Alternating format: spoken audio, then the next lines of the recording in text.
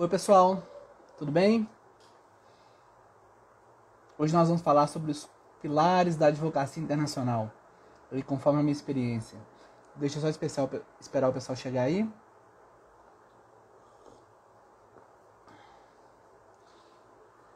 Maravilha.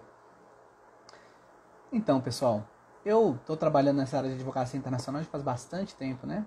Praticamente desde a faculdade. Eu me formei no final de 2016, então a gente vai ir para mais de 15 anos que eu estou nessa área. E o que eu vim pensando, vim analisando esse tempo todo? Que a profissão que a gente aprende na faculdade não é a profissão real que a gente exerce. Porque na minha profissão hoje, as pessoas me perguntam assim: pô, Adler, mas você é contador, você é financista, você é banqueiro de investimentos, você é consultor. Então às vezes a pessoa tem até dificuldade de saber que eu sou advogado, porque as áreas que a gente trabalha são tão misturadas que não é óbvio assim que você está dando uma solução jurídica. Porque às vezes a solução jurídica envolve questões internacionais, envolve contabilidade internacional, envolve tributação, além do que? Negociação, outras coisas, né? Então as pessoas ficam até um pouco confusas. Eu parei para pensar, falei, pô, mas como é que é isso? Claro que eu sou advogado, né? Me formei para isso. E por que as pessoas têm dificuldade de entender? Cavaleiro, boa noite desde Portugal, bem-vindo, bem-vindo. Bem-vindo a todos que já estão aí. Então eu fiquei pensando, por que as pessoas têm dificuldade de entender essa atuação, né? E eu fiquei analisando quais são os conhecimentos que eu uso mais no dia a dia, e eu cheguei à conclusão que a advocacia internacional, como ela é feita hoje, ela é uma outra profissão. Ela é uma profissão intermediária entre direito e economia. Só que quando a gente está na faculdade, a gente não percebe isso. Na verdade, nem quando a gente começa a trabalhar. Isso é uma coisa que vai sendo desenvolvida por meio de outros estudos, por meio principalmente da prática, né? Eu sou muito uma pessoa que reforça a prática. E essa live hoje é para compartilhar com vocês o que eu acho que são essas habilidades, esses pilares, que eu chamo de pilares, né, essas verticais, que o advogado deve ter para poder atuar na área internacional como é hoje. Não como ela foi no passado, como as pessoas imaginam que é, mas como ela é de verdade. Olha, bastante gente aí. Paulo, bem-vindo. Queria também dizer que se vocês tiverem perguntas ou comentários, algumas pessoas até fizeram perguntas na caixinha, está aberta lá no meu perfil, eu vou responder algumas aqui durante a live, tá? Mas se vocês tiverem algum comentário, alguma questão, podem falar. OAB Estudantes. Oi, doutor, estou no Reino Unido. É possível votar aqui para a presidência do Brasil? Não é assunto da live. Mas é possível, você pode votar no consulado, tá bom? Bacana. Então, pessoal, vamos direto ao assunto. O que eu acho que seriam as habilidades necessárias para o advogado internacional hoje? Em primeiro lugar, tem que saber de contratos internacionais. Quando eu falo de contratos internacionais, saber contratos internacionais envolve uma série de coisas, né? Primeiro é boa redação contratual, no mínimo em português e inglês. É muito importante saber escrever bons contratos em inglês. O ideal é que você escreva assim, de uma maneira que uma pessoa que está lendo não saiba se aquilo foi escrito por um brasileiro, ou por um espanhol, ou por um americano, entendeu? Ela acha que seja um inglês padrão ali, profissional, que ela consiga entender e que esteja num nível alto, nível técnico alto. Você não precisa nem ser uma pessoa que fala, aquele povo que fala, eu quero falar perfeito com o sotaque de Nova York. Isso, na verdade, não conta muito. Você precisa escrever bem, que, aliás, é muito mais fácil, né, do que, às vezes, falar sem sotaque, essas coisas. Você pode falar sem sotaque, vem naturalmente, para quem mora fora há muito tempo, ou quem treina demais, mas não tem que ser o nosso objetivo. Nosso objetivo é escrever bem. E escrever em linguagem jurídica técnica nem é tão difícil, né? Você vai ler os dicionários técnicos, vai se acostumar com aquele linguajar e vai conseguir dominar aquilo. Quando eu falo que não é difícil, é claro que demanda estudo, mas não é uma tarefa impossível, tipo, quero falar grego, falar sânscrito. Não, o inglês é uma língua do dia a dia, você ouve no cinema, você vê na televisão, nas séries, você vai conseguir aprender a escrever também, só se acostumar com aquilo ali. Bem-vindo, Pedro. Então, saber escrever bons contratos é fundamental. Então, a parte de escrever, de redação, né? Claro que é importante, mas o contrato hoje, saber trabalhar com contratos hoje envolve outras coisas. Por exemplo, você tem que saber arbitragem. A maioria dos contratos internacionais leva a arbitragem. Então, você precisa saber conhecer esse instituto, né? A arbitragem é uma espécie de uma justiça privada, particular. Para saber trabalhar bem com arbitragem, você tem que saber calcular o custo da arbitragem. Não adianta você falar para o seu cliente, a arbitragem é boa, mas quanto que ela custa? Até no último curso que eu dei de agronegócio, a gente entrou em vários sites de câmaras de arbitragem E ficamos lá, os sites têm a estimativa de custo, né? A gente abriu um planilha do Excel e ficou falando, olha, nessa câmara aqui custaria tanto para entrar, o custo do advogado médio é tanto, do árbitro é tanto, traduções. E a gente fez várias estimativas de custo, de arbitragem. Isso é uma coisa diária, que o advogado precisa saber. Outra coisa que ele precisa saber, contratos padrão internacionais. É muito comum hoje você ter vários contratos que são mais ou menos padronizados. Por exemplo, os contratos internacionais de compra e venda de soja e de milho normalmente seguem um padrão. Você tem 2 ou 3 associações, elas publicam contratos padrão de commodities e os contratos seguem aquele padrão. Não quer dizer que você não tem que trabalhar neles. Eles são de muitos ajustes e tal. Você não vai só baixar o documento e usar, não tem jeito. Mas a estrutura do documento é mais ou menos uniforme. Entenderam? Aqui no Brasil, contratos de câmbio, né, quando você recebe moeda estrangeira. O Banco Central emite mais ou menos um modelo de contrato de câmbio. Então, eles seguem aquele padrão que está na normativa. Você tem que conhecer. Contratos marítimos. Contratos marítimos também, embora não tenha uma lei que dá o padrão deles, como tem várias convenções que regulam e você tem poucas empresas no mercado, você acaba sabendo que as empresas seguem aquele padrão. Por quê? Porque são poucas e elas determinam mais ou menos o preço, né? Então, aquele negócio segue aquela maneira. E até contratos um pouco mais complexos, por exemplo, contratos de investimento, ou alguns contratos que são feitos para você poder abrir capital de uma empresa, eles também seguem um padrão que aí é feito, não na verdade, não é um padrão legal, mas é um padrão da prática dos grandes escritórios mundiais, o que eles chamam de Big Law, né? As Big Law Firms, os escritórios grandes mundiais, tá? Que tem 3, 4, 5 mil advogados, ou as empresas de auditoria, como KPMG, Ernst Young, que tem lá milhares também de contadores e advogados lá dentro, eles foram ao longo do tempo mais ou menos criando um padrão de contrato. É a mesma coisa, por exemplo, contratos de confidencialidade internacional, usados tanto no comércio de commodities, quanto em negócios financeiros, né, de intermediários. Eles também têm um padrão. Quando eu falo que eles têm um padrão, não é que eles têm não é que tem uma lei que fala o contrato tem que ser assim, não é um formulário. Mas é uma estrutura comum que os profissionais daquela área reconhecem. Você olha o contrato e fala, esse contrato foi usado pela Apple, muito parecido pela Microsoft, muito parecido por uma empresa de petróleo, entendeu? Você tem uma noção daquilo. Então, o advogado internacional hoje ele tem que conhecer, saber bem trabalhar com contratos, né? Saber a parte técnica, a base legal, a parte da arbitragem, mas também tem que conhecer esses modelos contratuais para ele ter traquejo. Tem a maldade, o traquejo, né? A maneira de trabalhar. Não ficar sujeito a toda vez ficar lá começando do zero, procurando um contrato do zero. Numa negociação de alto nível, quando as partes falam assim, vamos negociar um contrato aqui, um protocolo de investimento, ou um contrato de confidencialidade.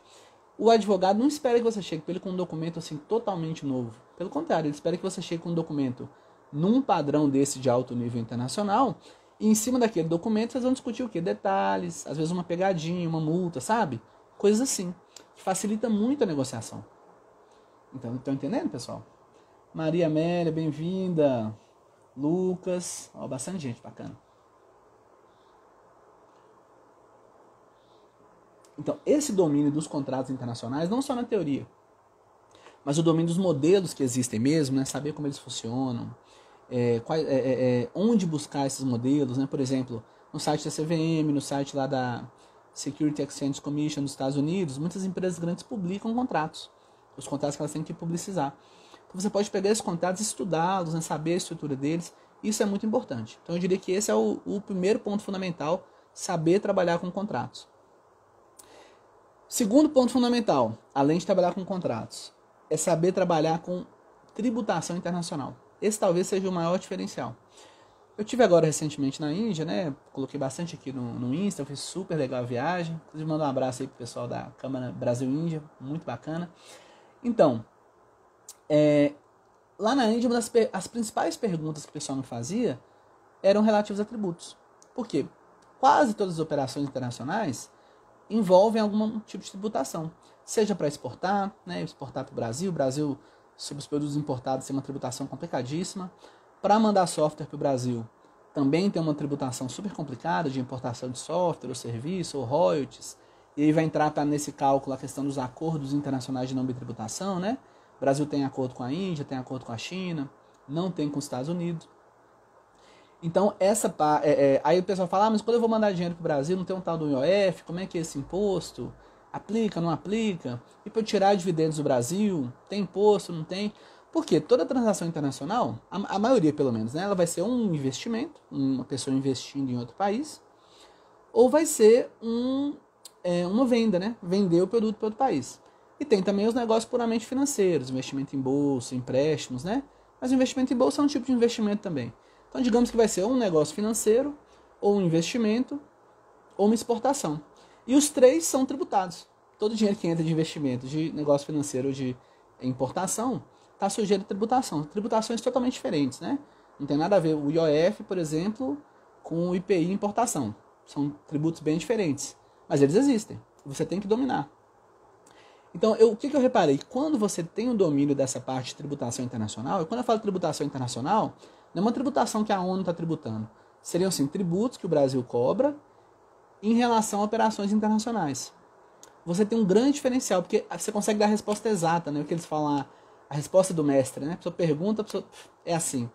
Isso dá um super conforto, uma super tranquilidade para o seu cliente, ou para a pessoa que está conversando com você, porque a tributação é uma coisa angustiosa, né? A pessoa está lá, putz, como é que é? Vai dar, não vai dar? É muito caro, é muito barato. Então você fala, é tantos por cento, ainda que seja muito. Na IOF é 0,38, vai ter imposto de importação que vai dar 30%. Mas ainda que você dando o número, a pessoa fica mais relaxada. Então saber a parte de tributação internacional é muito, muito relevante. Especialmente hoje, por quê? Porque o Brasil está para ingressar na OCDE. Planeja, pelo menos, né? Para o Brasil ingressar na OCDE, ele vai ter que fazer várias mudanças tributárias, né? É parte dos protocolos de ingresso. Uma delas talvez seja o fim do IOF, está previsto lá. E várias outras coisas. Você tem, por exemplo, regras de preço de transferência. O que é preço de transferência? É assim, a Fiat, a Volkswagen, quer mandar uma peça de carro da Itália, da Alemanha para o Brasil. Ou a Microsoft quer mandar uma licença de um software lá para o Brasil. Como a Fiat da Itália é dona da Fiat do Brasil, ela em teoria poderia mandar a peça dizendo que a peça custa R$1, ainda que seja um motor lá que custa $10 mil. Mesma coisa a Microsoft. Ela poderia mandar o software da Microsoft para o Brasil, lá por e-mail, né, manda um download, dizendo que o software custa 0. Quando na verdade o código-fonte do software nem sei quanto custa lá, bilhões. Então o Brasil fala assim, não, se você está mandando alguma coisa para cá, eu quero tributar.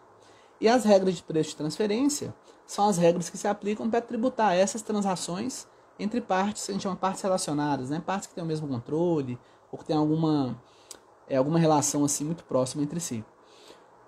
Essa questão de preço de transferência no Brasil é uma regulação até simples, assim, até muito pobre. Agora, internacionalmente, é uma das maiores discussões, porque eles querem, não sei se vocês já viram na televisão, quando fala assim que a Apple esconde lucro no exterior, não tributa os lucros, tem a ver um pouco com isso. Porque ela transfere o software dela baratinho para uma filial no exterior, a filial no exterior vende, e o lucro fica lá fora, entendeu? Então, assim, saber que isso existe, saber que isso está rolando, ter uma discussão internacional em relação a isso, até poder dizer o que eu estou dizendo para vocês, falar assim, olha, eu sei que no exterior isso é um assunto grave, mas no Brasil a legislação ainda é muito simples. Só se posicionar na discussão já eleva muito o seu nível profissional, porque você pode sentar numa mesa, digamos assim, você vai ajudar uma empresa de software, não precisa ser a Microsoft. Você vai nos Estados Unidos, na Alemanha, tem milhões de empresas de software querendo vender para a América Latina. Só de você falar isso aqui, olha, é o seguinte, eu estudo esse assunto, eu sei que a OCDE existe, eu sei que a União Europeia tem regras de preço de transferência, eu sei aqui que na Europa a gente tem a Irlanda, tem a Holanda, tem alguns países mais complicados em relação a isso. Mas eu queria dizer que no Brasil essa regra é muito mais simples. Só de você falar isso, você entrou no jogo, entendeu? Você está colocado ali naquela situação como um profissional que entende o mundo. Então, um advogado internacional nesse sentido. Não porque você sabe a lei brasileira sobre o preço de transferência, mas porque você sabe como a lei brasileira se posiciona no mundo em relação aos seus colegas, aos seus pares, né? Aos seus clientes, aos outros advogados, etc e tal. Então, essa parte de tributação internacional é muito, muito relevante. Não só por saber as alíquotas que o Brasil cobra, mas saber como posicionar a lei brasileira em relação ao nível de desenvolvimento dos outros países. Por exemplo, case in point, eles falam em inglês, né? Trazendo aqui a baila. Bitcoin. Outro dia eu fiz uma live com a doutora Fernanda, a gente comparando, no Brasil o Bitcoin se tributa assim, na Inglaterra o Bitcoin se tributa assim. E ela trouxe alguns exemplos ali na Suíça, na Alemanha, como é que era a tributação. Você tem que saber o que está acontecendo. Então, por exemplo, não basta saber que no Brasil a tributação do Bitcoin basicamente é por ganho de capital. Você pode dizer também, olha, no Brasil é assim, na Colômbia é assim, nos Estados Unidos é assado. Posicionar o seu cliente em relação a várias jurisdições, é um nome técnico para isso, para você poder dar para ele uma orientação mais integral, entendeu? Sobre um assunto que está na moda, está quente aí, e é recente. Pouca gente sabe. Chegaram algumas perguntas aqui, ó.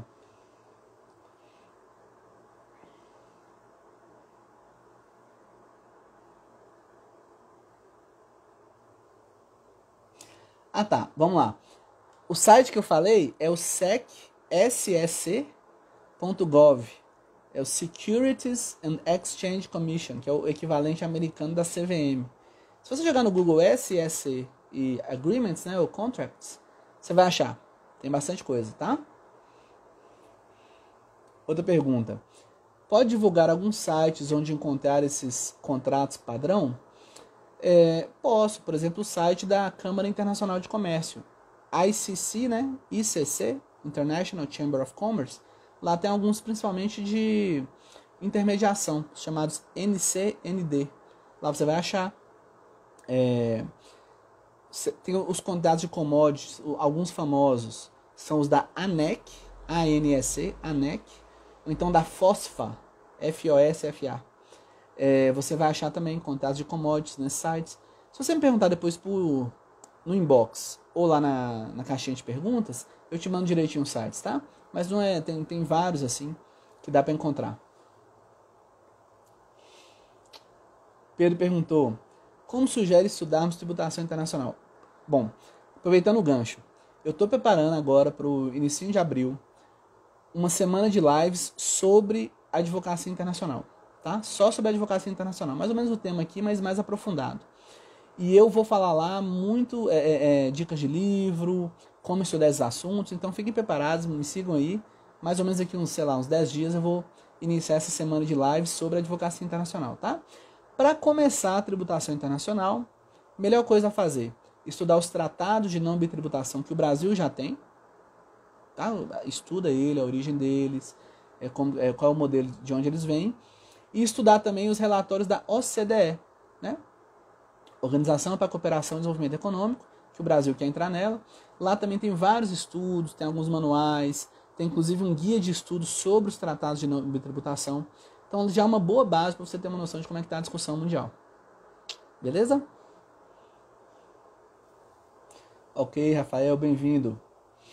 Então, pessoal, continuando. Eu falei de contratos internacionais, falei de tributação internacional. Deixa eu ver como é que está o tempo aqui. Qual o outro pilar que eu acho muito, muito importante? É os investimentos estrangeiros. Quando eu falo de investimentos estrangeiros, talvez... vou explicar o que eu quero dizer. No Brasil, os investimentos estrangeiros são regulados pelo Banco Central e pelas juntas comerciais, grosso modo. Também pela CVM, os investimentos que entram em bolsa. Mas quando eu falo de investimento estrangeiro, eu não quero dizer só desse regulamento específico do Brasil, por exemplo. Como que você registra um investimento do Banco Central? Tem que saber, é uma área que quase ninguém sabe. É uma área bem especializada, paga bem, então assim, tem que saber.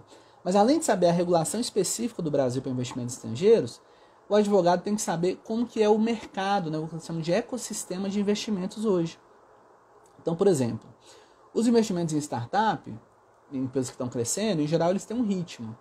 Ele começa assim, a família investe, depois vem um investidor anjo, põe um dinheirinho lá, aí depois que o investidor anjo já pôs um dinheirinho, às vezes já vem um investidor, uma empresa, um investidor institucional, e faz um investimento um pouco maior, um seed money e tal, eles chamam capital semente, ou pode ser ao contrário, põe um capital semente, depois vem um investidor anjo, e aí quando a empresa está num certo nível, ela faz o que eles chamam de série A, uma captação inicial de dinheiro, depois faz uma série B, uma captação maior, mais relevante de dinheiro, e depois uma série C, que é já um dinheirão. Cada etapa dessa, né, quando está com os familiares, está com os amigos, vem o investidor inicial, depois o investidor anjo, tal, ela tem contratos típicos. Que nos Estados Unidos, eles assim, estudaram tanto esse assunto que eles meio que padronizaram isso. Falaram assim, olha, para receber até 100 mil dólares, é esse contrato aqui. Entre 100 mil e 1 milhão é esse contrato aqui. De 1 milhão a 5 é esse, de acima de 5 é X. Não dá para explicar pra vocês todos esses contratos aqui, mas assim, só de vocês saberem que isso é uma coisa que o mercado entende, vocês já subiram de patamar, entendeu? Porque se você chega numa negociação de startup, a pessoa que é daquele mercado vai falar assim, ó, essa startup está na fase de capital anjo querendo fazer uma série A. Eles vão falar assim, você tem que entender que esse é o ritmo do mercado de startup, entenderam? E o mercado de startup, ele depende muito de investimento estrangeiro. Claro que existe investimento aqui no Brasil também, mas os grandes centros de investimento em tecnologia são Europa e Estados Unidos, né? Então, você tem que saber como é que eles trabalham. Outro exemplo, grandes obras de infraestrutura aqui no Brasil, né? Nos últimos anos foram dominados por capital chinês, depois vem agora o capital árabe, sempre tem capital estrangeiro nesse tipo de obra. Energia solar, energia eólica também, tem capital francês, capital alemão e tal, austríaco. Então, quando você vai entrar nesse tipo de negócio, você tem que saber. Falar, olha, o estrangeiro pode participar da licitação no Brasil? Pode, especialmente com a lei nova. Já adianto que pode, mas entendem esse tipo de posicionamento? Existe algum benefício fiscal para o estrangeiro investir no Brasil? Ao contrário, tem um ônus fiscal, é pior para o estrangeiro investir, é melhor para o estrangeiro investir? Ou seja, saber posicionar o Brasil. Porque o que é o Brasil no mundo hoje? É um país latino-americano em desenvolvimento, assim para investimento estrangeiro. Nesse último mês, por causa da guerra da Rússia e outras coisas, o dólar o real valorizou, né? O Brasil está recebendo mais dólar.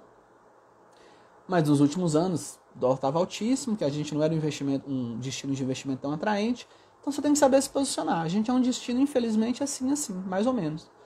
Agora, dentro dessa nossa vulgaridade, né? Dessa nossa posição média, a gente tem que saber usar o que a gente tem. Alguns benefícios fiscais, Minas Gerais tem benefícios, a Zona Franca de Manaus tem benefícios, a Sudene tem benefícios. Essa reforma tributária vai mais, que o Paulo Guedes está propondo, é para mais ou menos equalizar o sistema tributário brasileiro com o sistema internacional, em vários pontos. Então, quando eu falo trabalhar com investimentos estrangeiros, é saber não só a regulação específica brasileira do Banco Central, mas saber trabalhar mesmo, assim, estar familiarizado com o linguajar dos investimentos estrangeiros. Seja investimento em infraestrutura, que vem por meio de licitação, seja investimento em startup, que segue aquele ritmo próprio, seja investimento financeiro, em fundos de investimento, em bolsa de valores, né? Que é o que a gente está vendo agora. O Brasil, mesmo sem ter o investment grade, né? Ou seja, mesmo sem ter aquela nota A nas firmas internacionais de avaliação, como ele está com juro alto e a situação aqui está até ok, ele vem atraindo investimento estrangeiro financeiro, né? Especulativo, em vista aí desse problema com a Rússia e da Ucrânia. Então, assim, saber posicionar o Brasil, quando o investidor vem para cá, você poder falar assim, olha, eu sei que o Brasil concorre com o México, com o Egito, com a Turquia, não é nada muito, a gente não concorre com os Estados Unidos, com o Canadá, a gente está em outra esfera. Mas dentro desse pessoal que a gente concorre, a gente tem as seguintes vantagens, é bom por isso, é bom por aquilo. Saber trabalhar dessa forma te insere num mercado enorme, entendeu? Porque uma coisa é você trabalhar aqui no Brasil, ajudando um médico de classe média alta, que ganha 20 mil reais por mês no consultório, a investir R$1.000 por mês num fundo imobiliário. Padrão, aliás, uma situação excelente para o Brasil, mas é um mercado restrito. Outra coisa é mais ou menos como eu fiz agora, né? Você viaja, vai para o exterior, e lá numa rodada de investidores você fala, olha pessoal, o Brasil tem essas vantagens, tem esses benefícios, você pode investir por meio da CVM aqui no mercado financeiro, você pode investir diretamente por meio de licitações, você pode abrir uma empresa registrada no Banco Central e investir diretamente no mercado com igualdade de direitos com outros brasileiros, entendeu?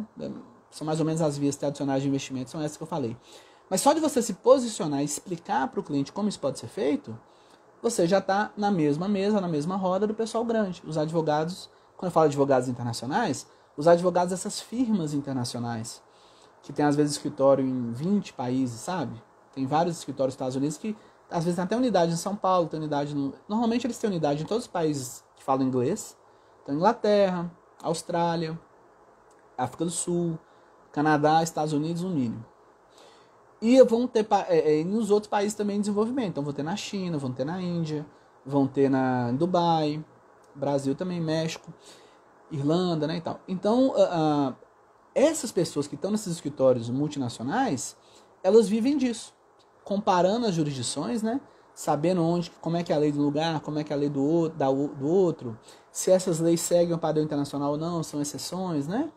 Por exemplo, lá em Dubai, nos Emirados Árabes, tem a Sharia, a lei muçulmana, totalmente diferente. No Brasil você tem um sistema mais ou menos francês, né? Romano-germânico e tal, do centro da Europa ali. Então, isso é que você tem que saber para se posicionar. E pela minha experiência, se você sabe contratos, se você sabe tributação internacional, e se você sabe investimentos estrangeiros, que é o que eu falei agora, você tem um conhecimento técnico mínimo para negociar com esse pessoal. Claro que tem muitas outras coisas, né? Eu não falei direito financeiro, eu não falei direito ambiental, tudo isso influencia. Mas o que importa mesmo para você entrar no jogo são essas três coisas: contratos, tributação internacional e noções de investimento estrangeiro. Opa, deixa eu ver aqui. Tem bastante gente, pessoal. Obrigado, Gabriela, André, Rafael, bem-vindos, tá?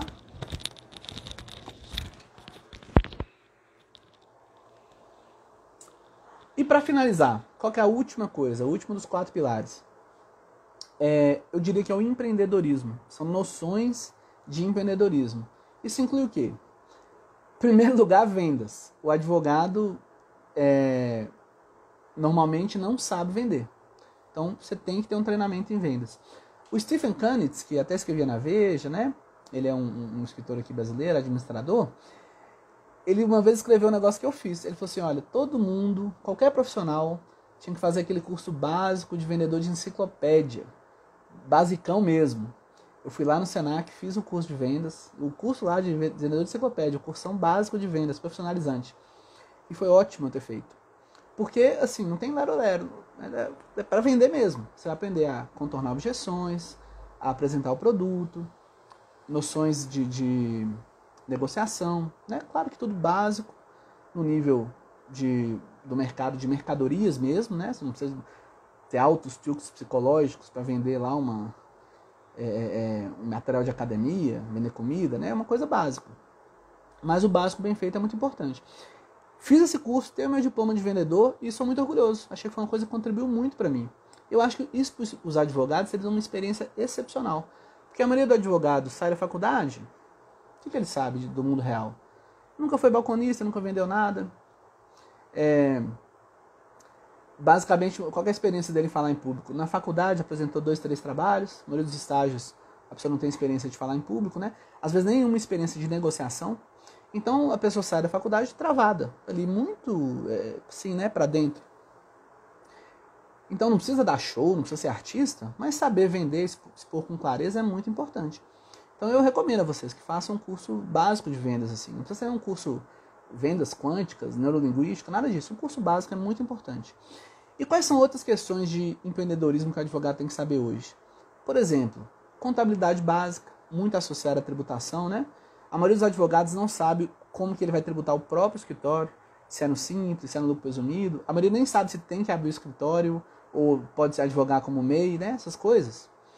Não estou falando isso aqui para vocês ficarem confusos, mas para vocês terem, se vocês não sabem isso, como que abre um escritório, como tira um CNPJ, se o advogado deve ser MEI ou deve abrir uma empresa, se é melhor ser tributado na pessoa física, vocês têm que saber que esses conhecimentos são básicos do empreendedorismo. É claro que tecnicamente é direito tributário, mas é o direito tributário aplicado às pequenas empresas. Tem que saber, tanto para você dar consultoria para os seus clientes, quanto para você dar consultoria para si mesmo, né? Montar a sua estrutura. Então, se o advogado não sabe aquele mínimo de empreendedorismo, não sabe vender, não sabe como fazer a própria contabilidade, nem quanto de imposto ele mesmo vai pagar, ele não tem como subir na carreira. Por quê? Porque ele vai chegar numa posição de negociação para negociar um contrato internacional, cambeta, sem ter a base dele lá atrás, entendeu? Por exemplo, a pessoa te pergunta assim, o advogado pode receber honorário do exterior ou a AB proíbe? É lavagem de dinheiro receber pagamento do exterior? Eu já te respondo, pode receber normal, eu recebo normalmente, não tem problema nenhum. Mas se você não sabe disso ou tem dúvidas sobre isso, você não consegue atuar, entendeu? Então, quando eu digo empreendedorismo, eu quero dizer vendas, quero dizer o mínimo de organização empresarial, um pouco de liderança para você poder treinar a sua equipe, não ficar sobrecarregado, treinar um estagiário, treinar um colega, fazer um contrato de sociedade ou de associação com outros colegas, né? Para atuar no mercado internacional, você tem que ter isso porque o mercado internacional trabalha muito com parcerias também. Agora eu tenho parceiros nos Estados Unidos, parceiros na Índia. Você tem que saber como dividir os honorários, como apresentar uma proposta conjunta ao cliente. Aliás, escrever uma proposta jurídica de honorários é uma experiência muito bacana. Assim, eu gosto de ensinar no curso, por quê? Porque a maioria dos advogados sai da faculdade sem nunca ter escrito uma proposta e, olha só, sem nunca ter feito nenhuma procuração, que é o instrumento, o contrato básico da advocacia é a procuração, né? Muita gente forma sem nunca ter escrito uma procuração. Talvez até tenha visto o modelo, mas nunca escreveu, nunca abriu o Word e fez.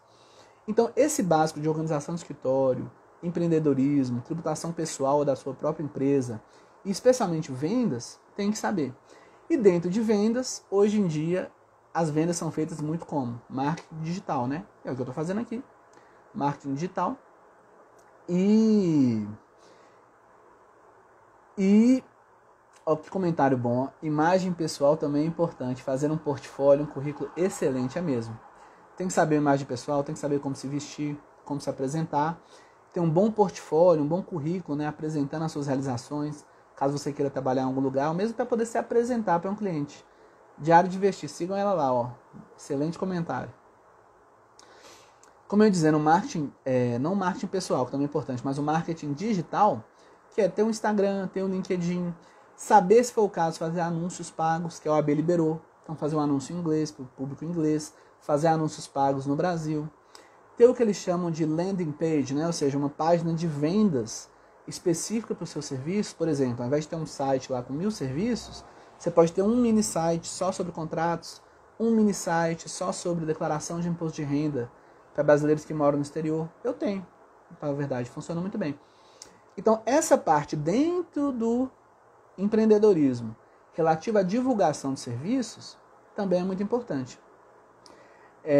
Ó, a Ana falando aqui, ó, nunca tinha pensado no portfólio, aprendi concurso do Adler. Que bom, Ana. Maravilha. Agora, por que eu botei por último esse? Que eu acho o seguinte, você tem que ter primeiro uma noção de onde você está. Então você vai com aqueles 3 primeiros pilares, contratos, tributação e investimentos estrangeiros, você vai ter a noção de onde você está no mundo, né? Qual é o seu papel, o papel do Brasil no mundo e o seu papel lá dentro do Brasil. E a parte do empreendedorismo é para você se localizar em relação aos clientes, né? Ou seja, como que eu vou apresentar meu serviço, como que eu vou ser tributado eu, né? Não meu cliente. Porque às vezes você sabe quanto de imposto seu cliente vai pagar e não sabe quanto você vai pagar. É para você ter segurança para trabalhar. Como fazer uma proposta, como redigir uma procuração, como fazer a sua venda, como fazer o marketing digital. Você não precisa dominar as ferramentas, mas pelo menos saber que elas existem. Você faz uma parceria, contrata alguém de marketing digital para ele fazer a divulgação para você, né? Hoje tem muita gente, tem o pessoal lá do Novo Mercado, Ícaro de Carvalho, que oferece esse serviço, tem várias pessoas na internet. Porque aí você vai estar apto a pelo menos se apresentar de uma maneira profissional. Eu acho que com esses 4 pilares, contratos internacionais, tributação internacional, investimentos estrangeiros e empreendedorismo, vocês conseguem trabalhar no mercado internacional hoje participando de grandes negócios, ou seja, no nível internacional mesmo. Lembrando que daqui uns 10 dias mais ou menos, eu vou lançar uma semana de lives falando só sobre a advocacia internacional. Entrando mais em detalhes sobre o que eu estou falando aqui, falando um pouco mais sobre captação de clientes, tá? Como que foi a minha experiência com captação, como participar de missões internacionais, igual essa que eu fiz a Índia agora, como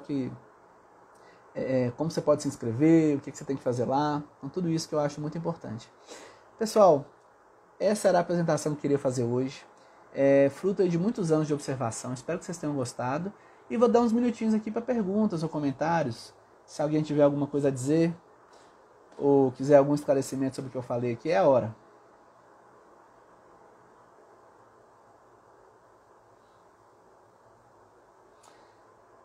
Cavaleiro, que clareza extraordinária, espetáculo. Muito obrigado, muito obrigado. Pessoal, alguma dúvida específica? Já estamos aí com quase 40 minutos de live, né? Já deu? Espero que vocês tenham gostado bastante. Se não tiver nenhuma dúvida, vamos caminhar para o encerramento.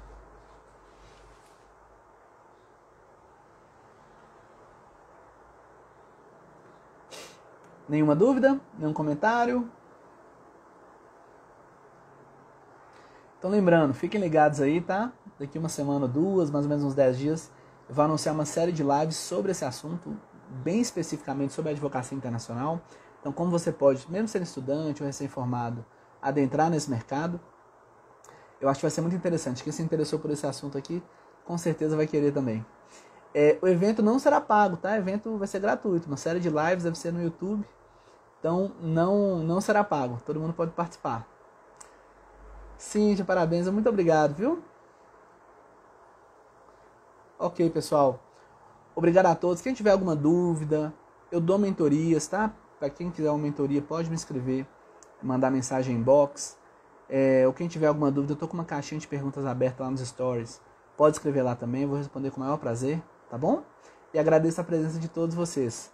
Nilson Santos, parabéns. Obrigado, viu, Nilson? Estou à disposição, pessoal. Muito obrigado. Tchau, tchau.